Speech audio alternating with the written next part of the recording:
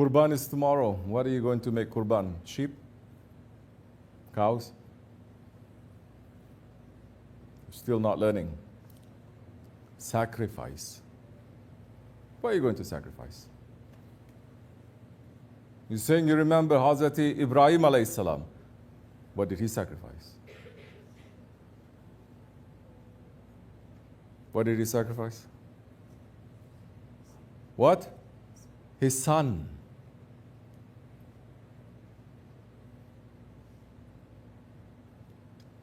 Ilyas is saying 70 times it came to him in a dream.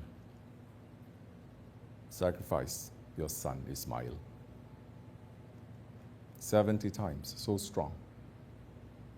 Before that dream,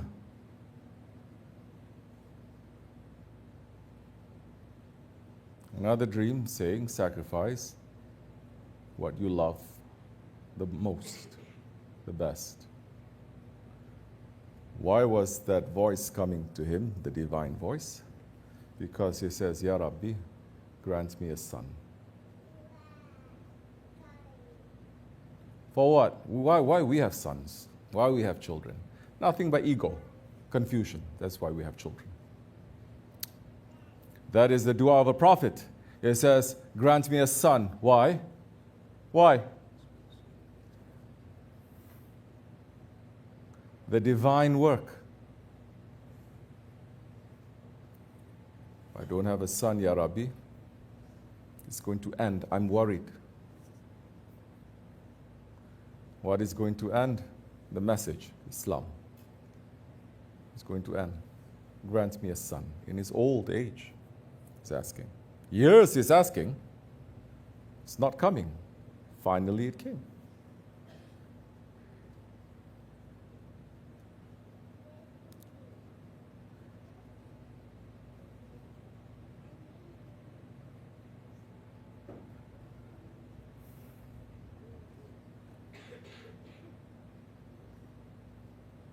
And he's saying, grant me a son, Ya Rabbi. If you grant me a son, I will sacrifice that which I love the most.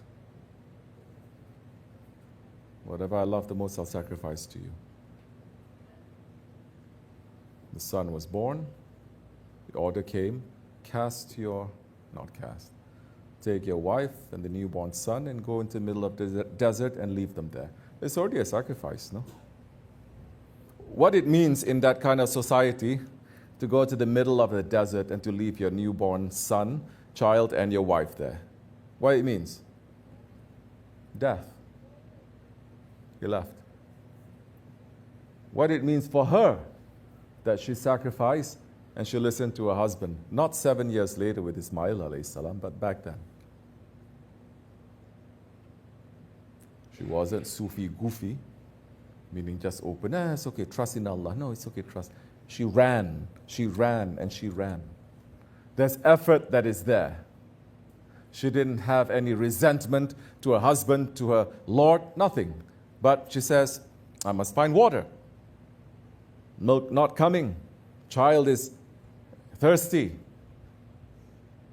I don't know what I'm going to find, but let me just try to do something. Today's people, they don't do nothing. They expect everything to fall down to their laps. Why? Why not? That kind of proudness. She ran. What's there to find in the middle of the desert? She is not without intel. What's there to find? Hoping, she says, maybe somebody passing, maybe they can. Nothing. Not once, twice, 7. The child is screaming. Animals are circling. The child hit and the water came. She fed the child, she fed herself, and then others started coming from that time until now. It's flowing. The spot is where the Baitul Ma'mur was, that was lifted. Kaaba wasn't built before that. There was nothing that was there. Kaaba, the Baitul Ma'mur, that was sent from paradise to be the first Kaaba during the time of Hazrat Adam alayhi salam, was lifted in the time of Hazrat Nuh. It was lost. The Ibrahim alayhi salam to ask again later where exactly it's supposed to be.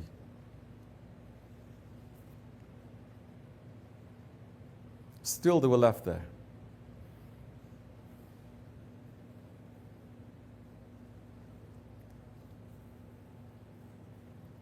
And Allah saying to him after he was granted a son, don't forget your promise.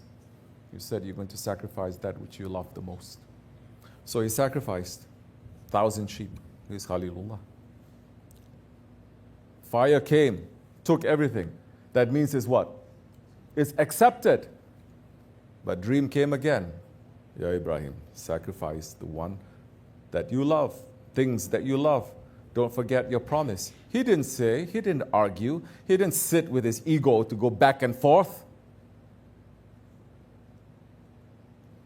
Sacrifice. Finally, he sacrificed beautiful Arabian horses. You know how much it means, the value? He sacrificed. Still the voice came, sacrifice. Finally, Ismail. 70 times it came to him. Finally, he did. 70 times he pulled the knife. It's supposed to cut, but it didn't cut.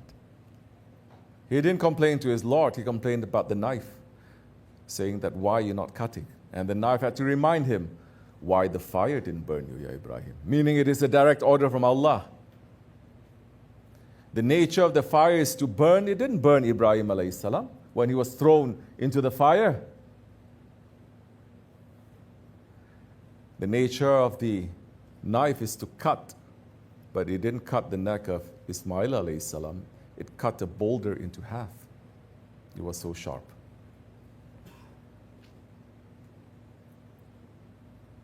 What is our nature?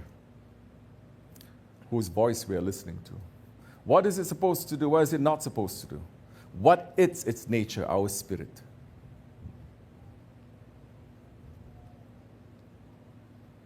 Our spirit longs to be with our wives. Our spirit longs to be with our husbands. This is what they teach. You are half of each other. You find each other. Our spirit longs to be with our children. Our spirit longs to be with the things that we love, things, beings, this world. Where our spirit longs to be is not in the nature of the spirit to be here, you know. The spirit longs to be with its owner, the one that it loves. Shavani used to say, this is what it is. Gravity is pulling you, spirit is going up, but the body is pulling you down. We're in this path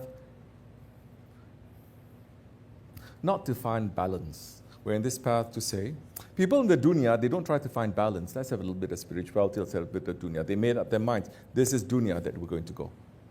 Everything that is spirituality, they don't. Religion, yes. Spirituality, no. Religion, yes. They may have religion, but not the spirit of the religion. We're in this way. What are we trying to do? Are there codes? Of course. Are there ways? Of course. Are there instructions? Of course. Are we forcing you? No. You like it, you take. You don't like it, you're going to answer for it. But you will answer for it. More that you know, more you're going to be responsible. If you don't know, you're not responsible. So what you are sacrificing. So many Muslims already sacrifice. Every day is their qurban. Every day is their ashura. Every day. We know how to say that.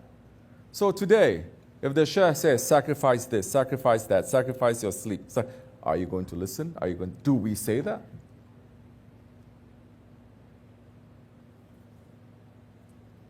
No, we have to know, what is it?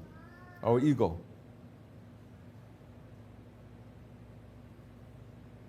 Because taqwa is the opposite, yes? Piety is the opposite of your ego. That is what you're going to offer. So this is the feast of sacrifice. Cannot run away from it. We should not just go through it. We're not children just to wear nice clothes, go cut the meat and cook and eat the meat, pray a couple of rakats and go home.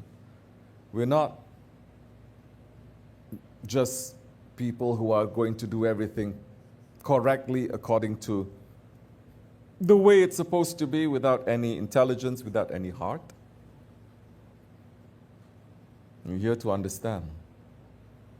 to understand the meaning, to understand the wisdom, and to put it in our lives, to see beyond this. I know. So many of you are going through difficulties. What is it compared to those ones who are, right now, they're sacrificing their children in front of their eyes. Right now. Right now. So please, our problems, please leave all of that aside. Please. Don't embarrass yourself. I'm not going to embarrass myself, especially this night. My problems don't exist. Those ones, their children are being sacrificed in front of them. They're running to save children, and their children come, all wrapped up.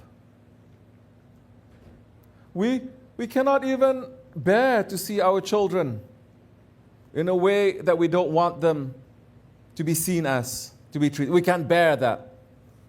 Where is our faith? Are we asking anything? No, we're not. I'm not asking nothing from you. No, I'm here. Really, I'm here to give because I have my own directive.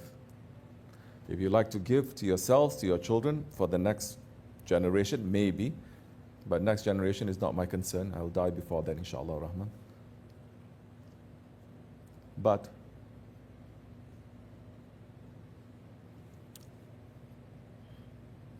we must think a little bit about the next generation. Little bit. Because Ibrahim alayhi salam cared about this generation and the future generation up till the Akhir Zaman. He cared. He cared very much. And he was very happy and very proud that from his progeny also will come the last prophet. And that last prophet will have his ummah that is going to be like stars in the sky. Yet he understood the evil that ummah can commit. That when he was shown to him in that cave, when he was just a child in that cave, and he saw the beauty of the last ummah and the beauty of the Holy Prophet ﷺ, and he was crying with joy and he prayed for us. But sleep, go ahead, sleep. Everyone is sleeping.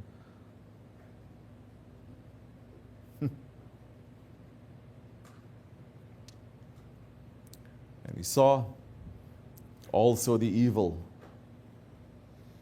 that is in the ummah, and he was prepared, just as he prayed for the good ones, he was prepared to pray against the bad ones. And Allah forbid him. For the sake of the Holy Prophet ﷺ, Allah forbid him. Otherwise, his prayer is going to be accepted. And one of the things that Allah says, your bad prayers justified against them is not going to work because of one of the things is because of the intercession of the Prophet ﷺ.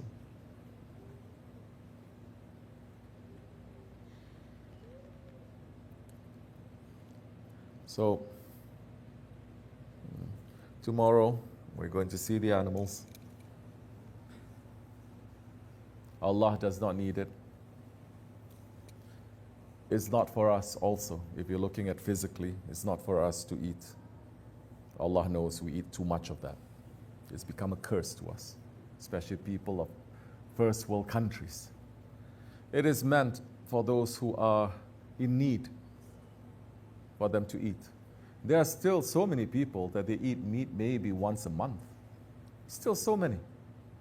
But it's a sickness that us living here, we don't care about what happens in other places. It's not in our hearts anyway. We may think in our mind, we see, but we don't care. It's not in our hearts. We don't even care for our neighbors. How are we going to care for that? It takes a stretch of imagination, imaginative compassion, they say, to imagine. How many people at the Hajj this year? 2? 3 million. Like this or like that, you're supposed to cut 3 million sheep, right? Or equivalent thereof. Maybe all that meat is going to be sent to all the needy Muslims around the world. Here's hoping. We know what happens to that meat. It is obligation to cut, yes? What happens to that meat? Yeah, I'm imagining big facilities. Like now they have pods sleeping pods in Mina and other places where pilgrims, should use the word pilgrims. Even Christians understand pilgrims. Pilgrims mean you don't travel in luxury. You don't reach to, if you have luxury, if you have comfort in traveling, that's not pilgrimage anymore. It's supposed to make you to forget everything about this world to enter into another dimension. Christians understand it. And they stood it anyway. I don't know if they still do. But now everything has become a show. We hear sometimes people taking Hajj in different ways. Very good. Some go by horse, visiting village to village, making zikr. Oh, very good. Some, they got jealous. They say, we're going to go by boat. And what do? Fishing every day. Day 42, Hajj, from here to here by sea. Fishing. Today we catch tuna. And we roast, mashallah, bismillah. They eat. Pilgrimage. So I hear thousands of facilities, tents, nice, AC. I'm yet to hear big facilities where they're keeping all these millions of cut animals to be sent elsewhere. Maybe there is, maybe I hope. So now, ahirat, spirituality you don't have. The physicality of the action, also you lose the meaning because you're not feeding the poor. What do we have? We must think. So what are we sacrificing?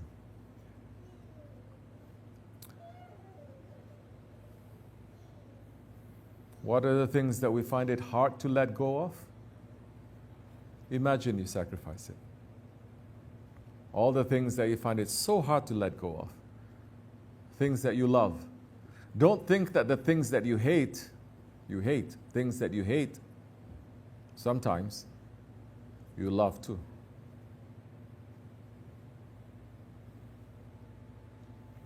These days, younger generation, they have nothing to be concerned about. They're concerned only about hate and hurt and trauma. Nothing else exists in their minds. That they hold on to very tightly. They love it so much. Although it hurts them, they love it. They cannot let go. Let's try to think, inshallah. So many other things we can talk about, but who wants to listen? Half of you are asleep anyway.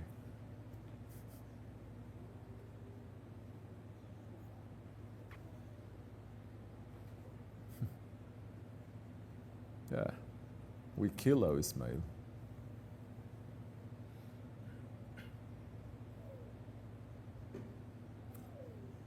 We stone our spirits. Understand? Don't. Stone the shaitan. Give our Ismail water. Who's our Ismail? Something to think about. Allah forgive me and bless you, inshallah. Tonight is Arafah night. Worship. Do something. Don't sleep so much. Be busy. If you have other things to do, do it. That's all. As you like. Fatiha.